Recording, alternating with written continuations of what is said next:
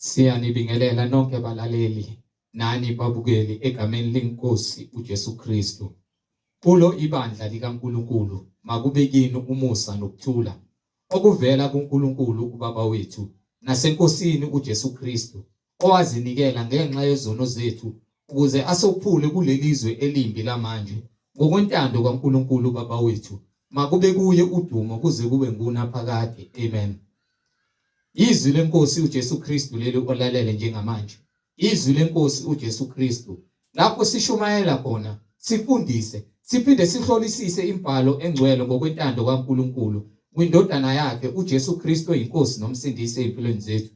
Sizocela kubo bonke abantu abalalele njengamanje ukuthi sonke sibe namaBhayibheli ukuze sonke sizofunda kanye sibe nokuqonda imbhalo engcwele njengoba sishunyayezwa nanjengoba sifundiswa njengamanje ukufinyelela eqinisweni lendlela neqiniso nokuphila izwi lenkosi uJesu Kristu.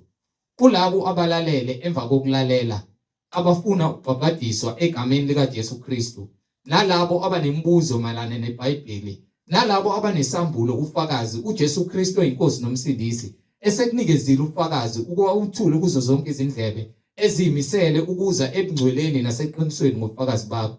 Ukuba nixhumane nathi kule mniningwane esoyishiya njengamanje, ngizoqala nge-email address ethi izwilenkosi.ujesukristu@gmail.com, izwilenkosi.ujesukristu@gmail.com, no my cell phone number, no my WhatsApp number la ungakwazi ukuxhumana nathi khona ethi 066 566 9245, 066 566 9245. Izintshumayelo zonke nezimfundiso zonke ziyatholakala ku-YouTube lapho ungahlala khona phansi uphethe iBhayibheli lakho ulalelisise, uhlolisise imibhalo kube ngabe lokhu okuzwayo kuyafakazelwa imibhalo engcwele. Njengakho konke sinishumayeza khona, sinifundisa khona, kufakazelwa imibhalo engcwele. Nomoya ongcwele uyafakaza emabandleni kaKristu Jesu oyinkosi nomsindisi. So ku-YouTube uzosearcha uthi izwi lenkosi uJesu Kristu.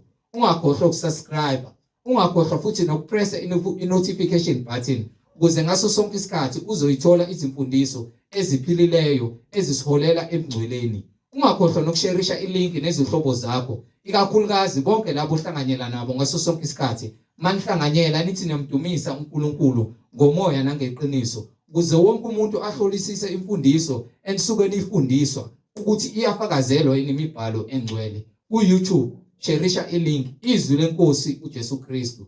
Ake sigobise amakhanda, sivala amehlo, sibonge uBaba wethu ohlezi esihlalweni sobukhosi emazulwini. Baba wethu osezulwini, malingcweliswe igama lakho, umbuso wakho mawufike, intando yakho mayenziwe emhlabeni njengasezulwini. Usiphe namhlanje isinkwa sethu semihla ngemihla, usithethelela amacala ethu njengoba nathi sibathethelela bonke abasonayo. Ungasingenise ekulingweni kodwa usindise kokubi, ngokuba umbuso ungowakho namandla nobukhosi uJesu Kristu uyinkosi nomsindisi. Amen.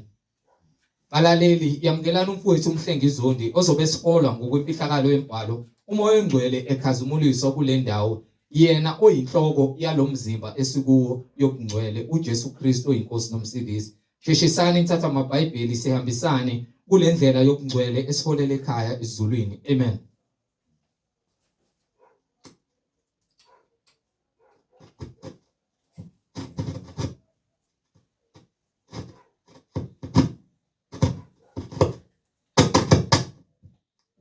Bazalwane, egameni lenkosi uJesu Kristu, uNelimandla onke, siloke sithule bona ubufakazi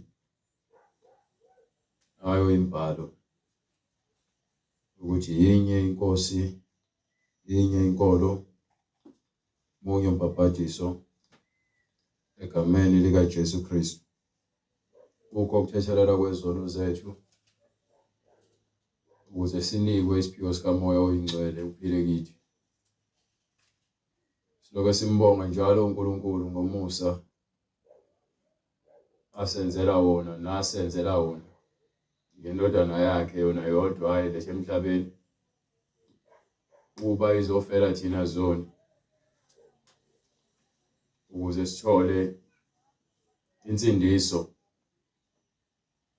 Siyambonga uNkulunkulu ngomusa wakhe awenzele labo abangaphambili kwethu abakholwa egameni likaJesu. Siyambonga uNkulunkulu ngabaprofethi bakhe abagcina izwi lakhe balenza bagcwalisa konke ayekushilo bathembeka. Nathi sicela lowo moya ukuthi sifunde ukuthembeka kuye, sipheleliswe ezintweni zonke, singaziboni silungile, singaziboni futhi ukuthi sesiright.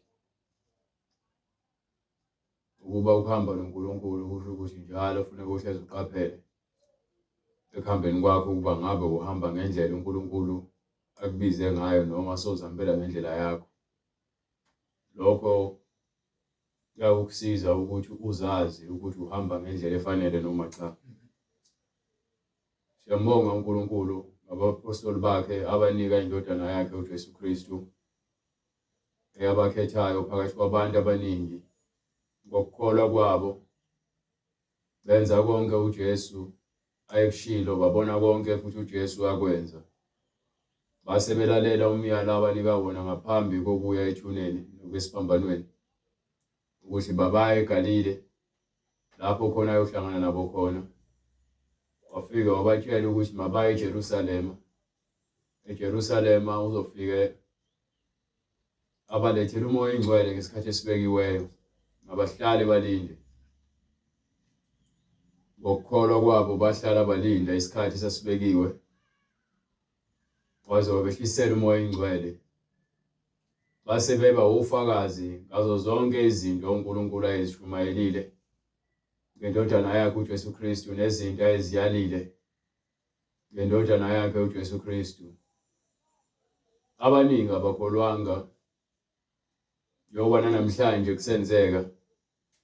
Abaningi abakholwa yizwi, bakholwa izibonakaliso, njengokusho kwembhalo ukuthi amaJuda afuna izibonakaliso,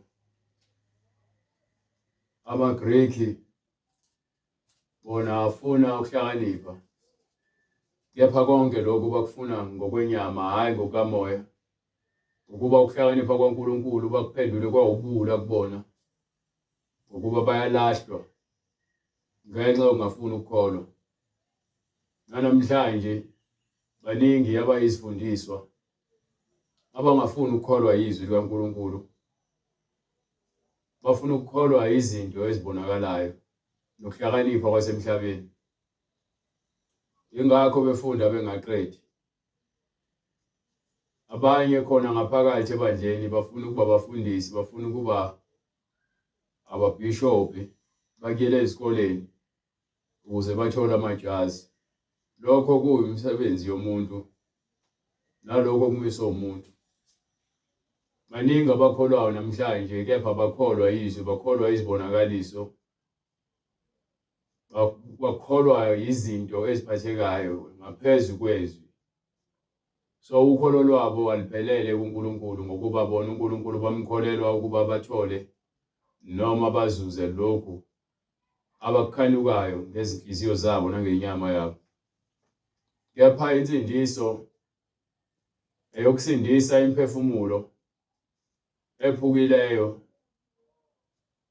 elimeleyo, elambileyo, eyomileyo, abangaboni, abangezwa, nabangakwazi ukukhuluma. Insindiso ilethelwe ukuba izosindisa imphefumulo yethu. Ukuba akusindiswa inyama, kusindiswa umphefumulo kuwe. Umphefumulo kuwe usindiswa ngezwi elikuKristu. So uma uJesu ethi uma umuntu ezwa amazwi ami ngawalondi angimahluleli mina, ngoba ngizanga ukuzokwahlulela izwe, kepha uzolisindisa. Kepha ukhona uzakwahlulela ekugcineni. Izwi engiliphimiselayo kini ilona eliyakwahlulela, ukuba mina angizikhulumeli okwami, kepha ngikhuluma lokhu kaBaba osezulwini. Izwi esilinikiweyo likaBaba osezulwini. uJesu uze ngegama likaBaba osezulwini. Uthi kwincwadi yaJohane isahluko 5 verse 41, 42 and 43. Mina angimukeli udumo kubantu, uJesu akanandaba nokudunyiswa abantu, kepha ngiyanazi nina ukuthi aninalo uthando lukaNkulunkulu phakathi kwenu. ngokuba inkinga yethu thina abantu sifuna udumo. Abantu abaningi befundisa bafundisela ukuba babe osaziwayo banconywe ngabantu. Ingakho uJesu ethi akafuni udumo lwabantu nokudunyiswa ngabantu. Kuphela fanele badumise uBaba wethu osezulwini, ukuba yena uze ngaye, kuyena ukhazimulisa uJesu Kristu. So uma ke sisebenza lo msebenzi wokushumayela noma wokukhonza uNkulunkulu, noma kuthiwa umlandeli uyakholwa, lezi ndaba zokuposta uchome ngabafundisi, uchome nangomswenko ukuthi niswenka kangakanani esontweni, lezo zinto ezasenyameni, nanokuposta amavesi ukuthi uNkulunkulu ulukuthanda kangakanani kunabanye abantu, ezenyama lezo zinto. Mengithi ngiyabhekisisa iBhayibheli lithi masidumise uNkulunkulu, simbonge, simkhazimulise njalo, sibe isibani ezweni. uNkulunkulu unendlela yakhe afuna ukuthi adunyiswe ngayo, indlela yakhe kuphela engeke ngikwazi ukuyenza yami. Umuntu unendlela yakhe afuna ukubongwa ngayo nafuna ukudunyiswa ngayo, engeke uNkulunkulu akuvuma ngokuba yena ufuna kuphela ukudunyiswa. Uma kusindiswa umuntu, kuvulwa amehlo noma khishwa idimoni, kusindiswa umuntu eza ekukhanyeni, uJesu Kristu osindisele umuntu wakhe. Uma kubekwa izandla kumuntu ephila kade egula, uJesu Kristu osindisele umuntu wakhe.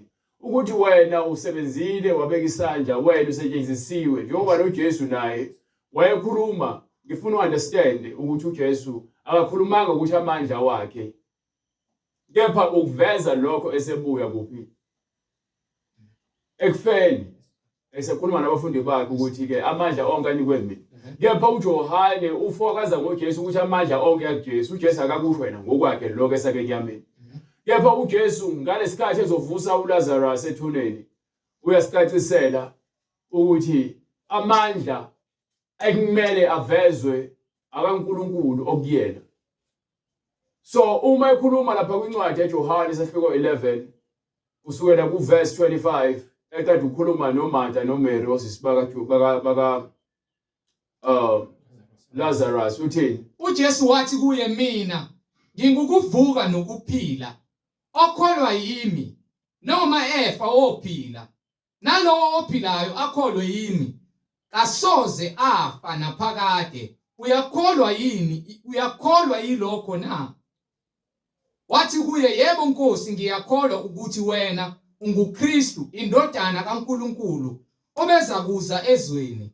Esashilo lokho wamuka, wabiza uMariya udadewabo ngasese, wathi, umfundisi ukhona uyakubiza. Yena ke ekuzwa lokho wasukuma masinyane waya kuye. Kepha uJesu wayengakafiki emzini, kodwa wayesekuleyo ndawo uMartha amhlangabeza kuyo. AbaJuda ababesendlini naye bemuzwa, bebona uMariya esuka masinyane ephuma, bamlandela bathi, uya ethuneni ukuba akhale khona. uMariya esefika lapho ekhona uJesu, embona, wawa ngasezinyaweni zakhe, wathi, Nkosi, uma ubukhona, umnewethu engafanga. Ngakho uJesu ebona ukukhala nabaJuda abafika naye bekhala, wabubula emoyeni. Uthini umbhalo? Wabubula kuphi? Wabubula emoyeni, wakhathazeka, wathi, nimbekephi na? Bathi kuye, Nkosi, woza ubone. uJesu wakhala izinyembezi. Ngakho-ke abaJuda bathi, bheka ukumthanda kwakhe okungaka. Kepha abanye kubo bathi, lo owavula amehlo ezimpumputhe wayengekwenze yini ukuba yena lo angafi na? Ngakho uJesu ebubula futhi phakathi kwakhe, wafika ethuneni. Lalingumhume, kwakukhona itshe phezukwalo. Wathi uJesu, susani itshe. uMatha udadewabo ofileyo wathi kuye, Nkosi, usenuka ngokuba sezizine. uJesu wathi kuye, angishongo yini kuwe ukuthi uma ukholwa uza kubona inkazimulo kaNkulunkulu na? Balisusa ke itshe, kepha uJesu waphakamisa amehlo wathi, Baba. Manje ke mesithi uJesu uNkulunkulu, abantu bese bethi ke wenze kanjani pho waphinda athandaze? Nabanye futhi bathi njengoba sesiphambanweni uthandaza kubani ukuthi yena uNkulunkulu? Ngithi mina ulizwi waba senyameni. Uma uNkulunkulu efika kubantu uphilisa okwabantu. Njengokuba ephilisa kwabantu uphila kwindodana yakhe. So ukuze akhombise abantu wengeke azazithandaze yena uJesu. Ngoba bonke abantu bezokhukhumeza inyama bathandaze enyameni. Ubiza umoya, sifanele ukubiza igama likaNkulunkulu egameni likaJesu okuyena ophethe amandla kaNkulunkulu. Ukuba uyena kuphela okwazi ukunqoba ukufa. Njengoba evusa abantu ekufeni ubavusa abantu, ubiza uNkulunkulu ngokuba ufuna ukusikhombisa ukuthi bonke abantu bafanele ukubiza igama likaNkulunkulu.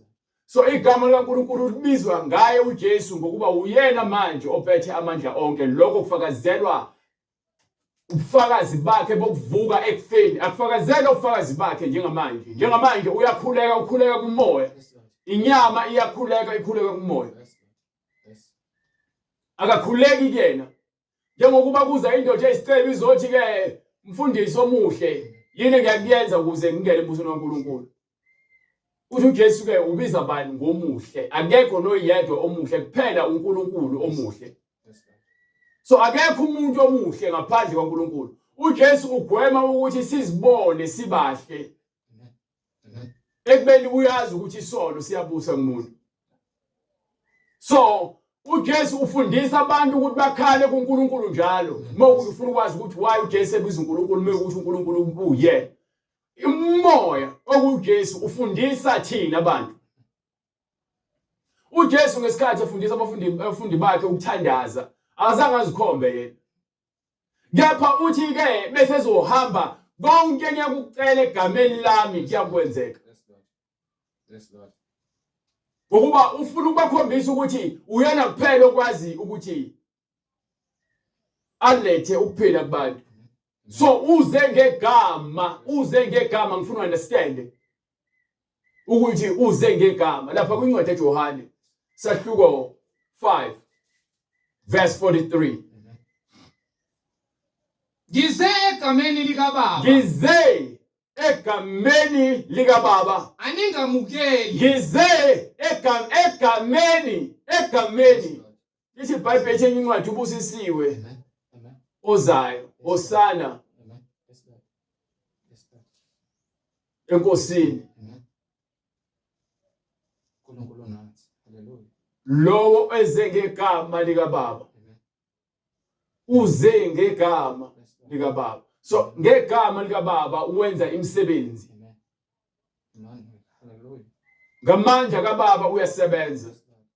Uma ethi mina ngikuBaba noBaba ukimi, kusho ukuthi yena usebenza ngokomoya kaNkulunkulu, akasebenzi ngokwenyama. Ngokwenyama ngabe uyazikhumeza yena athi konke lokukwenza ngamandla akhe. Kepha ukhomba bani? Ukhomba uBaba. So abantu abaningi baqamba amanga ngegama likaBaba, benze izinto uBaba angakaze abafundise zona futhi angakaze abanike amandla ukuthi bazenze. Ukuba yini bafuna udumo luzokubona. Ingakho uJesu ethi ke mina ngizifunela udumo kubantu. Ngifuna udumo lukaNkulunkulu ngokuba uyena ofakaza ngami. Nina aninalo uthando lukaBaba ngokuba anikholwa amthumileyo. Indaba inalowo othunyeleyo. Uyakholwa yizwi. Uma ukholwa yizwi ukholwa kuJesu. uJesu ukholwa egameni lakhe ngokuba uze ngegama likaBaba. Igama lakhe akulona lakhe likaBaba. So uma sithi ke igama likaJesu liyaphilisa ngokuba ke uBaba okuJesu uyena ophilisayo. So uBaba okuJesu simazi ngoJesu. uJesu sesombiza ngaye uBaba. Uyindodana enyameni. Kepha unguBaba kumoya. So lezi zinto lezi zonke izisebenzelana zibe zinye. Ngoba awukwazi ukubona umoya uwodwa.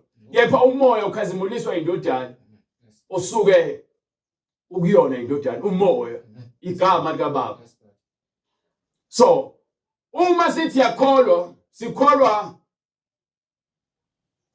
ngamandla kaNkulunkulu awanike uJesu. Uma qala uthi uyakholwa kepha unongabazi ukuthi uJesu wafa wavuka kusho ukuthi lokholo lwakho alukho ukuba awuphelele. Umuntu ufanele akholwe ukuthi uNkulunkulu wathumela indodana emhlabeni yazofela ukuthi thina sisindiswe. So uma ukuthi uJesu ufela ukuthi sisindiswe akashongo ukuthi mesefile sesindisiwe sonke.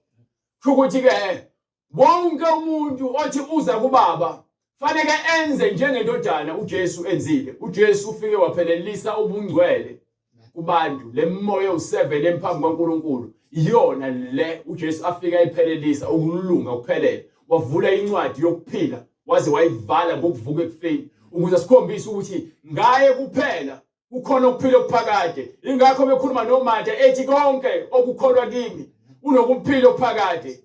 Wonke umuntu okholwa yimina unokuphila okuphakade. So le ndaba yensindiso ihambisana nokuthi uqonde okuyintando kaNkulunkulu. Indaba yensindiso ihambisana nokuthi uqonde okuyintando kaNkulunkulu.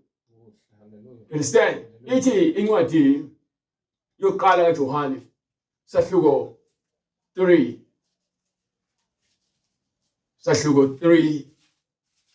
sukela ku verse 1. Incwadi yokuqala kaJohane sahluko 2. No, sahluko 3. Incwadi yokuqala kaJohane sahluko 3 sukela from verse 4. Bonke abenza isono bayeka nomthetho baphula umthetho. ngokuba isono singukweqa umthetho. Isono ukwenza okubi kungukweqa umthetho. Senazi ukuthi yena wabonakaliswa. So ngoba manje sesiyazi ngisho sewunokuqonda ngeke uze ukhole kuJesu ungakowaqonda ukuthi yena wabonakaliswa ukuze asuse isono, ukuze anqobe isono. So lo moya okuyena awulalelayo, umoya okuyena awulalelayo umfundisa ukuthi isono angasethi.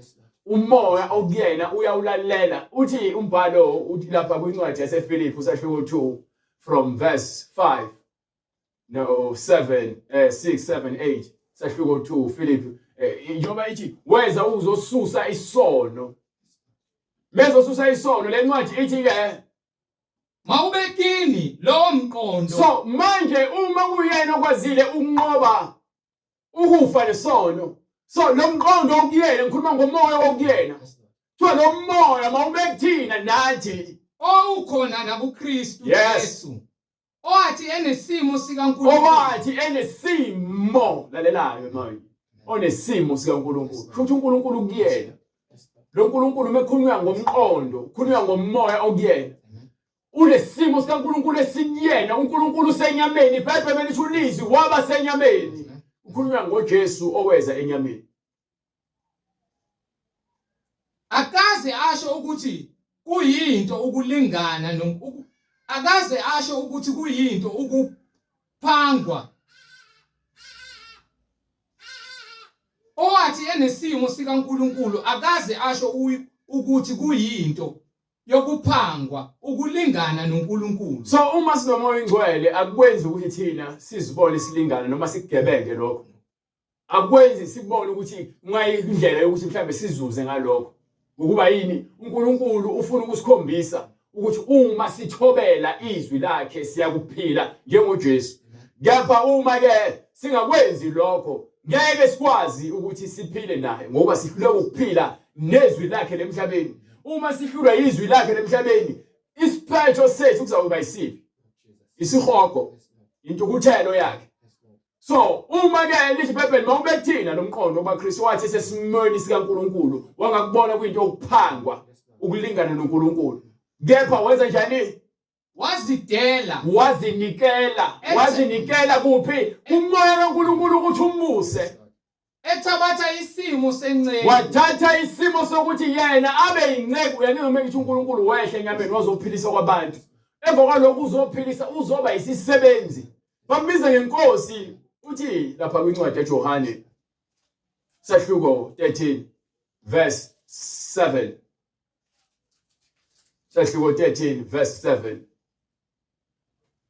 uJesu waphendula wathi kubo Yes. kuye lokhu engikwenzayo lokho engikwenzayo awukwazi manje aniqondi manje kodwa uza kukuqonda emva kwalokho. kepha isikhathi sofika sokuthi uqonde. uPetru wathi kuye Yes. awusoze wageza izinyawo zami naphakade. uJesu waphendula wathi uma ngingakugezi awunesabelo nami. uSimon Petru wathi kuye Nkosi awungagezi izinyawo zodwa kepha nezandla nekhanda. uJesu wathi kuye ogeziweyo kadingi lutho kuphela ukugezwa izinyawo kepha ugezekile wonke. Nina ke nigezekile kodwa angisho nonke ngokuba emazi obeza kumkhaphela ngalokho athi anigezekile nonke. Okay, ngifuna nje ngiyadlula la angifundisi ngalento ngoba ngizoyichaza ngiyayidlula kuyona. Le ndaba yokugezwa kwezinyawo ethi ugezwe wonke. Uphawu lokugeza izinyawo kubazalwane noma ukugezana izinyawo kubazalwane lisho uthando. Asikize ngizothi ngize kugeza ikhanda nezandla ugeza izinyawo zakho ukhombisa uthando. So uma sigezana uthando kugcwalisa ini? Uma sigezana izinyawo kugcwalisa uthando. So uma senza leyo nkonzo leyo kugeza izinyawo noma kugezana izinyawo sikhombisa uthando. Ngokuba yini siyazithoba senza lento uJesu ayenza lithi waphenduka isimo senceku weza wageza izinyawo zabafundi bakhe. Abafundi bakhe azange ahlala bhala u4 bakugeza izinyawo zakhe kuphela. Azange ahlale phansi akhomba ukuthi abenzeni bonke wayekwenza kube isibonelo ukuze nabo balandele kuphi ezinyathelweni zakhe. Mohamba noJesu ufanele kuyazi imisebenzi yakhe, ufanele kulazi izwi lakhe, ufanele kulazi imiyalelo yakhe, ufanele kuwazi umthetho ukuze ungeze ukuphula. Ngalo ndlela wena ekhambeni kwakho noJesu uhamba ngokupheleleyo ngokuba yini uqonde izinto uJesu aziyalele abafundi bakhe ukuze bapheleliswe kuphi othandweni lukaBaba. So uma uqhubeka lencwadi ithini?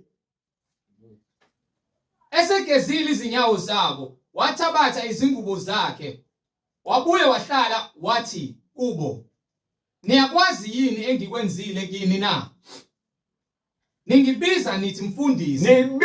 Niyambiza yabo ngifuna understand le iBhayibheli njoba lithi incwadi lapha yaseFilipi waphenduka isimo wazidela wazinikela ukuthi abe isimo senceku. Understand? Usethi ke manje anikwazi nikwenzile manje. Niyakwazi yini engikwenzile kini na? Yes. Ningibiza ngokuthi mfundisi. Niyambiza ngokuthi mfundisi. Nkosi. Nisho kahle. Ngokuba uthi mina ngingumfundisi. Ngiyinkosi. Niyangibiza ngalokho niqinisile ngokuba ngiyilokho vele. Uma ke mina uqobo lwami inkosi nomfundisi ngigeze izinyawo zenu. Nginjani? Ngigeze izinyawo zenu. Nani ke nifanele ukugezana izinyawo. Nifanele ukuthandana. Fanele ukuthanda. Uma mina nginithanda ngingazikhukhumezi ngizele ukuzo kuqa phambi kwenu ngigeze izinyawo nani nifanele ukwenza lokho kwabanye. Angizelanga ukuzozikhukhumeza mina la. Uthini kanti ke ngalesikhathi umakaZebidi nomfowabo befuna indawo yokuhlala esihlalweni omunye ame ngakwesokhohle ngakwesonene kuNkulunkulu ezolweni. Akasho yini ukuthi uJesu ningaphuza ile nkomishi engiphuza kuyona bathi yebo. Uma ukuthi njalo akukho inkinga. Kepha ukuthi ubani oyakuma ngakwesokhohle noma ngakwesokunene akubona okwami ukukaBaba. Ukuba lokho kubekelwe labo bazokhetha uBaba. Kusho ukuthi asikwazi ukuzicelela thina ukuyoma eduze kwaJesu ngaphandle ukuthi senze okuyintando yakhe ukuze njengoba naye emi noBaba ngakwesokunene nathi sikwazi ukuthi sime naye uJesu esikhaleni sakhe sobukhosi ngakwesokhohle nakwesokunene. Usethi ke bese bona abafundi bakhe labanye be10 ukuthi baphatheke kabi bese babize. Athi ke ni understand uyayithola incwadi. Niyazi ukuthi ababusi bezizwe niyazi yini ukuthi ababusi bezizwe basenza amakhosi phezu kwabo bayabusa phezu kwabantu bayazikhukhumeza phezu kwabantu nezikhulu zabo nezikhulu zakhona ziphethe amandla phezu kwazo zithanda ukucindezela abantu izikhulu zasemhlabeni akunjalo phakathi kepha thina abantu abasindisiweyo nabantu abaphila lempilo yomngcwele akunjalo asiphili loyo mpilo yokuzikhukhumeza kepha yilona loyo kepha yilowo nalowo ofuna ukuba mkhulu phakathi kwethu makabe yisikhonzi makabe senu yinceku yengayo uJesu makabe yisikhonzi senu futhi mangahola abantu ngokwendlela efanele abe isibonelo phambi kwabo nalowo ofuna ukuba ngokuqala phakathi kwenu nalowo ofuna ukuba ngokuqala phakathi kwenu makabe yinceku yenu. So uyabona kutshele mina abafundisi basemhlabeni bafuna ukukhukhumezwa bona bayazikhukhumeza bafuna ukuthwalwa ngeqoma abafundisi basemhlabeni kepha emngcweleni uthi uJesu nayo into efika ibenzima lithi iBhayibheli masihambe ngokuba yisibani phambi kwabantu uthola ukuthi umfundisi ufundisa izinto ezingekho eBhayibhelini ukujola emabandleni ukufeba abantu bazigqokela noma kanjani kushunyelwa ngemali kuphela ukhulunywa ngezibusiso uNkulunkulu akoletha zona ukuthi wena ugcotshiwe ngokaNkulunkulu akufanele ngabe ehlupheka ugcwele izidakwa ugcwele oJezebel ugcwele oAhabe umoya obufebe nobuhosha nokuthakatha umoya wokukhonza izithixo nokukhonza abantu. So leyo nto leyo yenza ukuthi umfundisi ngoba naku ufuna imali ayiyeke leyo nto yenzeke esontweni ingabi nenkinga ukuba yini yena akathunywanga umoya ingcwele uzithumile yena uzibekile ukuthi yena eze ngegama likaNkulunkulu njengoba ishincwadi ke abaprofeti abaningi bayoze egameni lami badukisa abaningi libaqaphela abaprofeti abeza kunina begqoke isikhumba semvu kepha ngaphakathi bayizimpisi. Manje mina into enhlezi ngigqugquzela ngithi ngizoshumela izinto manje kuwena yabo manje sengivula izincwadi more than 6 or 10 ngivula izincwadi ngine show nginesiqiniseko sokuthi kulabantu abalalela ley'ntshumayelo abanye babo abaqala ukungizwa nabanye abangilalelayo abajwayele kunezincwadi engizivulayo abangazazi eBhayibhelini kepha bayakholwa bayakholwa ngoba yini abafunda amaBhayibheli abo. Kumhlungu ukuthi uthi uyakholwa kepha izwi awulazi. So bekufika umuntu ezokuxhopha noma ezokuphanga noma ezokurobha uyazirobha nje kube lula ngenxa ukuthi uswele ulwazi awunalo. Kanti into njalo ukuthi ngithi funde iBhayibheli lakho ngenzela bese ngifunda ngikwambulele lezi zinto kube khona ukukhanya kuwena. Ngokuba vele kunokwenzeka ufunde uthola ukuthi ezinye izinto awuziqondi. Umsebenzi wami ukuthi ngifike ke mina ngizokhanyisa ngesambulo uJesu anginike sona. Ayikho enye into engiyishumayelela mina ngishumayelela ukuthi abantu baqhugquzele ukuthi hlalane emaBhayibhelini enu ngokuba abaprofeti bamanga baphumile baningi. Nithanda bona-ke ngaphezu kwezwi likaNkulunkulu.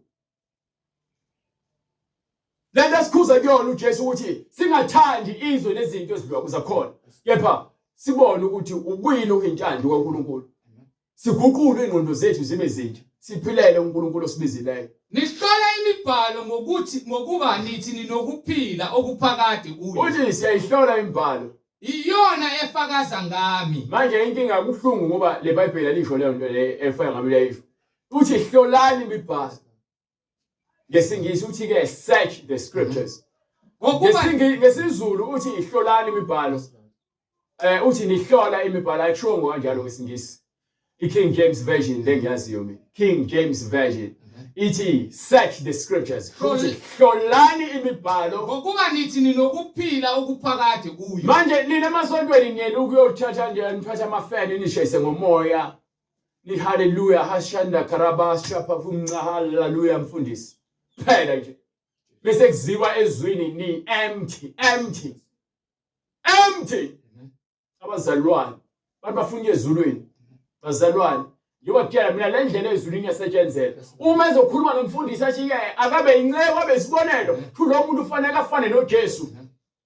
Yabo lo muntu ufanele asebenzele ufana noJesu. Uma umfundisi usebenzela ufana noJesu ngayo yonke into. Njengalokho indodana yomuntu ingezanga ukukhonzwa. Asize aze indodana ukhuluma indodana inyama ayizelwanga ukuthi izokhonzwa. Methi indodana yomuntu akhola yodwa inyama ekumele ikhonzwe. Kepha ukukhonza. Kepha izokhonza ukuphila kwayo. Ikhonza umoya kaNkulunkulu. Indodana yomuntu ikhonza njengoba ekhuleka uJesu ukhuleka uNkulunkulu ukhuleka kumoya. Ufundisa abantu abezemva kwakhe ukuthi ke anokhuleka kumoya. So uma efundisa abafundi bakhe ukukhuleka bethi sifundise ukukhuleka. Uthi anothi manikhuleka baba wethu osezulwini. Baba wethu osezulwini. Manje ke le yethi Maria angiyazi. Kube isihlengo sabaningi. Uzele uzosindisa abantu ngegama lika Baba likuyena. Uzokhuluma lezinto ukuthi ukuze mesekhazimulisiwe abantu bakholwa ukuthi uyena kuphela onamandla. So egameni lika Jesu sesiyakwazi ukwenza izinto.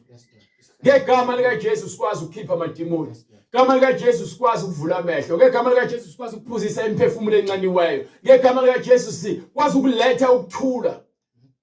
Ngegama lika Jesu. So uma ethi incwadi yaseFilipi sahluko noma uqale uqede le ncwadi uqala kaJohane sahluko 3 verse 5.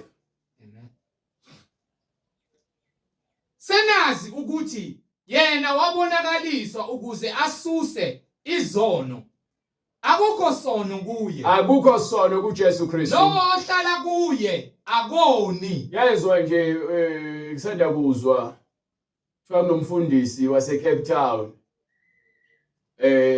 umunye ufukwe futhi lowo enye impisi leyo uthi uJesu wenza isono. Lithi iBhayibheli lo ohlala kuye akoni. No. Lo ohlala kuye akoni. Awufunde ngishilo wena. Hlehla.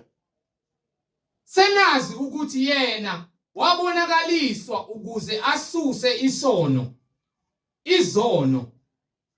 Akukho sono kuye kusho iBhayibheli. Manje uqhamuka umfundisi noma umuntu ozothi ke uzothi uJesu wona. Lithi iBhayibheli akukho sono kuJesu. Wena uqhamuka lapho wena. Usuzobona isono kuJesu. Baningi abantu abazenza uJesu manje abafuna ukubona amaphutha, abafuna ukubona amaphutha, abafuna ukubona amaphutha kuJesu. Izikhonzi lezo zikaSathane bafuna ukuphakama bazikhukhumeza bazibona ilento engisho le ndaba uhamba niyofundela kuba bafundisi nize nifunde kuze kweqe bese kweqile bese niyaphuphuteka niwe izibula. Ngikhuluma ngabo bonke abantu noma kuthubani mawungena esikoleni ngomfundisi usenkingeni ukuba yizo ulazi ngalendlela lo nikwe uthisha. iBhayibheli abantu abaningi balazi ngalendlela yothisha basesikoleni abanika icertificate. iBhayibheli ngilazi njengokuba umoya ingcwele ngambulele. Angidingi ukuthi ngiyohlala edeskini nginikwe assignment. Angidingi ukwenza ama project ngibenze ama access buye ngiassesswe. Ngiassesswa umoya ingcwele bekuthi ngiyanqonda yini yena. Beke ngime la engazange azavume. Bonke ngamandla kaNkulunkulu. Amen. Bonke abantu ababona isono kuJesu bayagula emakhanda abaphethwe umoya amadimoni. Sathane bafaka umoya wenkohliso. Buyela ngale kwincwadi oqedela le ncwadi bese uyabuyela ngale kwincwadi yaseFilipi. Lo ohlala kuye akoni. Lo ohlala kuye akoni. Lo onayo akambonanga futhi akamazi. Isono akambonanga futhi akamazi. Bantwanyana. Maningadukiswa muntu. Maningadukiswa. iBhayibheli liyakhuza. Lihlezi likhuze ukuthi thina njengokuhamba kwethu kule nsindiso masihambe ngokuqaphela. Ngihlezi ngichaza into efanayo. Mesihamba noNkulunkulu masiqapheleni. Asazi izwi lakhe. Uma sesazi izwi lakhe siyopheleliswa. Kukho konke okuyintando yakhe. Angidingi umlingo. Angidingi into engathi itheni ukwazi izwi laNkulunkulu. Yazi uNkulunkulu ufuna abantu abazinikele. Methi lithi iBhayibheli uJesu wazidela wathabatha isimo senciko. Emandleni akhe bonke nabo, ekukhulwini bakhe bonke nabo wazidela. You understand ukuthi ekuhambeni kwethu kunezinto ezingena nzuzo esisaba ukuzilahla ngokuba yini sibone ukuthi ngeke sibe yilutho ngaphandle kwazo. Njengesibonelo nje sokuthi umuntu ehluka lentombazane angashadile nayo alala nayo ayizalisa izingane athi ufuna uJesu ngapha ubambelele kuJesu ngapha ufuna ubambelele ebufebeni akwenzi lokho ukuthi ube munye noKristu ngoba wena usayisifebe. Nangomunye ngapha umuntu wesifazane utshelwa uSathane ukuthi muhle ngokufaka izinzipho nopende bese afaka amacici nemakeup lelo zokufakela luku ikhanda lakhe afaka amabhlukwe bese kuziwa kuJesu afuna uJesu ngomlomo kepha inhliziyo yakhe inamathele kulezinto semhlabeni. Lo muntu lowo uvuma ukuthi uyamazi uJesu kepha ngemsebenzi uyamphika into esifakazela ukuthi uJesu yamazi imisebenzi hayi umlomo yethu. Ukuphuma kuJesu kuubala. Kunzima abantu ukuthi bazidele kuJesu ngokuba uSathane ubakhangisela izinto ezinhle emhlabeni ezenza ukuba babone lezi zinto zibalulekile ngaphezulu kwalo Jesu abantu bayamfuna. Uma uJesu ethi umuntu wesifazane ngaligunda ikhanda lakhe wena uligunda ikhanda lakhe bekutshela lokho kukuhlazisa ikhanda lakho ngokuba lokho kuwuphawu namandla phambi kwakho noNkulunkulu nengilosi. Uma uJesu ethi uma uza phambi kwakhe uzokhuleka fanele kumboze ikhanda lakho. Yini yenza ukuthi wena uthi uyakholwa kuJesu nezwi lakhe kepha ungazenzi izinto aziyalayo?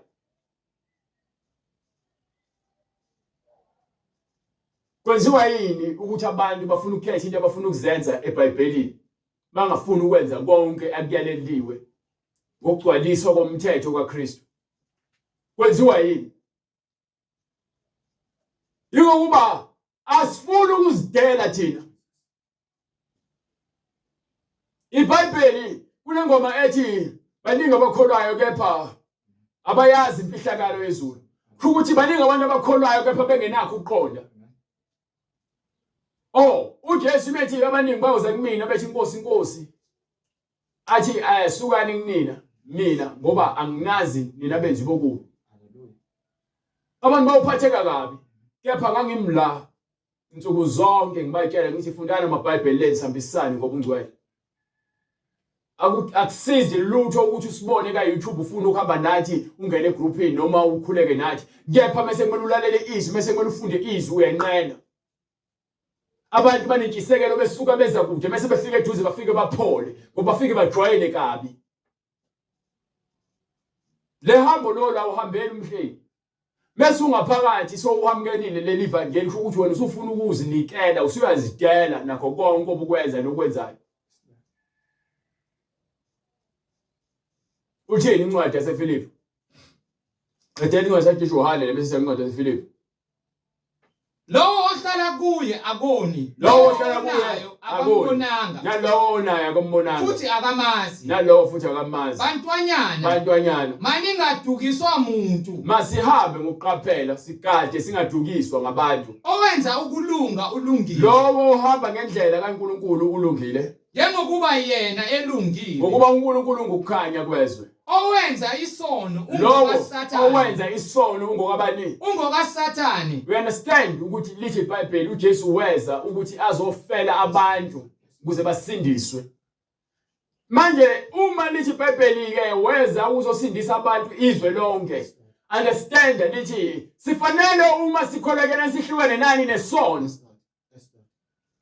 So masihlukana nesono yena uyena usihlukanisa nesono ngokuthi yena usenzela umusa ukuthi sibuyisane noNkulunkulu ngaye ongasenzanga isono esemhlabeni. uJesu akasenzanga isono esemhlabeni lokho kwamenza ukuthi abe munye noNkulunkulu. Ingakho avuke ekufeni. Mevuke ekufeni uJesu bonke abantu abafuna ukuba noNkulunkulu nabantu abafuna uNkulunkulu sekumele babe noJesu. uJesu kuyena noNkulunkulu kuphela. Hallelujah. Hallelujah. So sesamngela bani uJesu manje. Ngoba uyena ofika lemfundiso ukuthi uma siphile njengalezi elikhuluma kuyena nathi sokona ukuphila okuphakathi njengaye. So lokho bese kugcwaliseke sevuka ekufeni sekuyaveza ukuthi ngempela uJesu kuNkulunkulu. uNkulunkulu kuJesu. Hallelujah. So bayinto eyodwa. So bengifuna ukuza uNkulunkulu fanele ngiqale kubani kuJesu.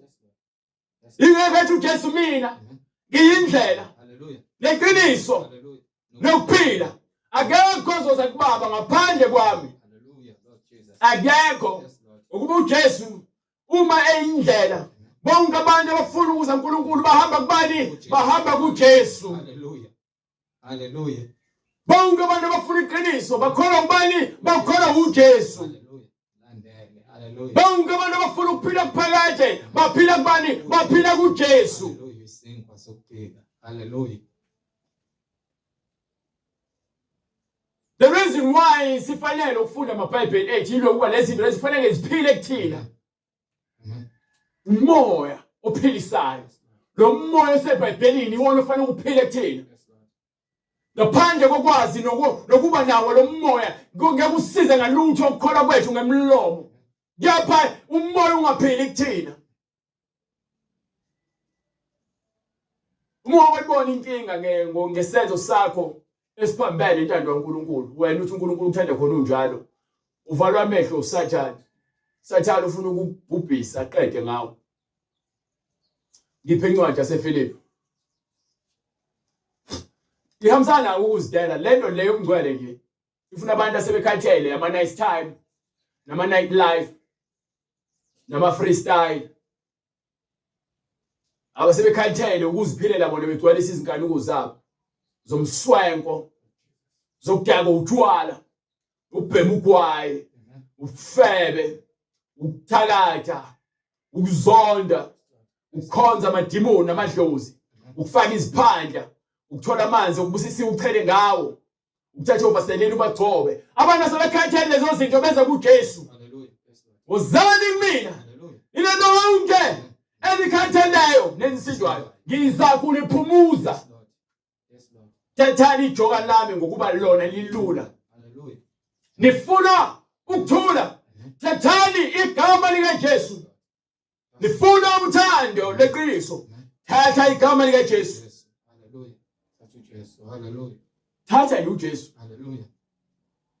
ngenhliziyo yakho uzidele ake kufike kulesigaba sokuthi uzozidela njengoba lithi iBhayibheli kwincwadi yaseFilipi usahluko 2 verse 5 mawubekini Lo mqondo owawukhona nakuKristu Jesu owathi enesimo sikaNkuluNkulu wangakubona kuyinto yokuphangwa kuyinto yokuphangwa ukulingana noNkulunkulu kepha wazidela wenza njani wazidela ethabatha isimo wathatha isimo sokuba inceku mzalwane uze kuJesu wena uzothabatha isimo sokusebenzela ukuba ungene ezulwini izwi zokusebenza ubani ozokubusa inkosi wena uzoba inceku izwi eliphila kuwena likaJesu inkosi wena umzimba wakho uzoba inceku uzosebenza umsebenzi yasezulwini methi yipha ube nomusa ube nothando ube nokuthula ube nozwelo thethelela thanda umakhelwane wakho nje ubuzithanda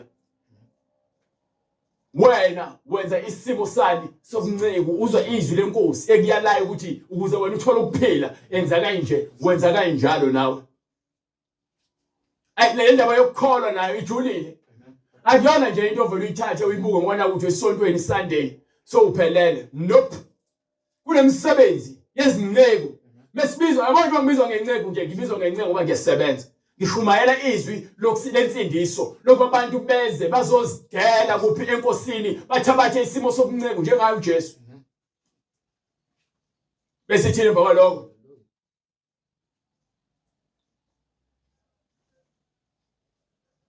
owathi enesimo sikaNkuluNkulu akaze asho ukuthi kuyinto yokuphangwa ukulingana noNkulunkulu kepha wazidela wathatha isimo senceku enziwe ngomfanekiso wabantu wathi efunyene enjengomuntu yizolo lelo eligcizelela lento yokuthi wathi efunyene njengesimo somuntu lo nto ifuna ukufakazela ukuthi uNkulunkulu weza kubantu ngendodana yakhe so njengoba ezoziveza nje ngendodana ufuna bonke abantu bakholwe yilo moya okuyindodana bakholwa inyama bakholwa umoya wazithobisa so uma ke uFilipi ethi uJesu lapha kwiNcwadi sahluko 14 verse 9 uthini uJesu wathi kuye isikhathi esingaka hawu verse 8 uthini Philip Philip uPhilip wathi kuye Nkosi sikhombisa uyihlo kusanele. So uPhilip ufuna ukubona uNkulunkulu ehlukene noJesu kube ngathi uJesu ngapha uNkulunkulu ngapha.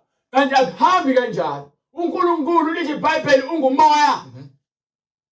Bonke abantu abakhuleka kuye bakhuleka ngani ngokomoya. Nangeqiniso. Uma beningazi mina. Uma ke benimazi uJesu. Beniyokumazi noBaba. Benizolazi izwi. Benzolazi izwi kuba niyamazi uJesu benzolazi izwi. Kusukela manje. Manje ke niyamazi nimbonile. Ezolonto leyo. Asikhulumi ngenyama. Inyama ngiyona uNkulunkulu. Indodana liyasho iBhayibheli. Bathi uthi uJesu ke kusukela manje niyamazi nimbonile ngoba yini? Niyamazi nimbonile. uPhilip wathi kuye, Nkosi sikhombisa uyihlo kusanele. uJesu wathi kuye, isikhathi esingaka nginani? Sekhuluma umoya manje. Awukangazi. Umoya uJesu uyakhuluma noPhilip. Isikhathi esingaka nginani Philip? Awukakongazi. Na. Yebo. Ongibonile mina. Ongibonile mina. Umbonile uBaba. Ubonile uBaba. Kusho kanjani ukuthi sikhombise uyihlo na? Yes. Awukholwa ukuthi yini ukuthi mina ngikumoya noBaba ukimi na. Nomoya ukimina na. Amazwi. Na indaba ke leyikhona. Lefuna ukuzokhonana. Uthi ke manje uJesu amazwi engiwakhulumayo amazwi engiwakhulumayo mina kunina. Angiwakhulumanga ngokwami. Akukhulumi ngokwenyama. Kepha uBaba ohlezi kimi. uBaba. Glory to God. Ohlezi kimi. uBaba. Ohlezi kimi wenza imisebenzi yakhe. Ilento lengifuna ukuvezela yona. uJesu uvuswa ethuneni. uBaba ohlezi kuyena. uJesu ukhazimula ngomzimba inkazimulo ngenxa kaBaba ohlezi kuyena. uBaba osebenza kuJesu, uBaba osebenza kimi ukuze ngenze yonke lento lengenzayo. EkaBaba akuyona yami. Akhona anginali ibandla. Umona nje ngiyaclaim nokuvula ibandla nazo zonke lezo zinto azikho futhi engqondweni yami. Uma ngase abantu bakholwe kuBaba benze izwi kaBaba ngabe basemzimbeni la ngempela, ngabe basebandleni la ngempela. Ukuba ndawonye emhlabeni sibe baningi akwenzi ukuthi sibe yibandla likaKristu ngokupheleleyo. But izwi likaNkulunkulu uma lihleli kuwena sesiba sonke emzimbeni kaKristu, sibe sebandleni likaKristu ngokomoya nangokweqiniso. Noma ngabe useMpumalanga, noma ngabe useZimbabwe, noma useLimpopo, noma useGoli, noma ngabe usePietermaritzburg, eVryheid, noma ngabe useBhulu, noma ngabe ukuphi. Uma umoya kaNkulunkulu kuwena, simoya munye sebandleni elilodwa. Ukuba siphila ngokomoya siphili ngoba naku siyiqulu sibaningi bese kuthiwa ke hayi mina ngincamela ukuthi ngibe nabantu khonza nabo ngokomoya noma kuthiwa bawu2 noma bawu3 egameni lokuthi nje sikumoya munye. Lo muntu akezile kumina uze kuBaba. Sonke sihlangene ngoBaba. Indaba inoBaba. Ukuba konke sikwenzayo phambi kwabantu sikwenzela ukubukwa kepha ekufihlakaleni uBaba ubona yonke into. Banika incwadi ezenzo 2:38. uBaba ubona yonke into esekufihlakaleni. So uJesu uthi indaba inezwi elikuyena. Unezwi asishiye nalo. Uma ngase sibambelele ezweni mzalwane sizofika isikhathi ukuthi izwi leli libe scarce kakhulu naloko. Yabo manje lisabona okuncane leli. Mina the reason why ngifuna ukufunda iBhayibheli zonke izinsuku ngifuna niphile kumina. Like kube ngazi ukuthi iTV bengivula amehlo umuntu mekhuluma nami ngeBhayibheli bengazi ukuthi ngivula iTV ngikhale lapha ngivula ama channels lapha incwadi yamakhosi lapha incwadi yezenzo incwadi yesiChronicle lapha incwadi yaEstra okay lapha incwadi yesambulo sengiyahamba ngiyothatha amavesi ngiyomnika umuntu ngimphilise ngezwi ngoba ngifuna izwi lakhe eNkulunkulu liphile kumina ngalo lohlobo ukuze umoya ingcwele apheleliswe kumina. Ngingagcini ngokusebenzisa kwabanye abantu kumina uqobo lwami lingisebenze lingilungise lingiqondise lingiphelelise ebungcweleni ukuba iyona into ebalekile leyo. Ngiyakhuleka ngiyakhalela lokho. Inyama ikhohlakele. Inyama ingumkhohlisi. Inyama igcwele inkanuko. Le nkanuko ekumele ngilwe ngezwi angili ngokwami. Ngilo ngizibuza lithini izwi bese kunje. Lithini izwi bese kunje. kube nzima ngisho ukuthandaza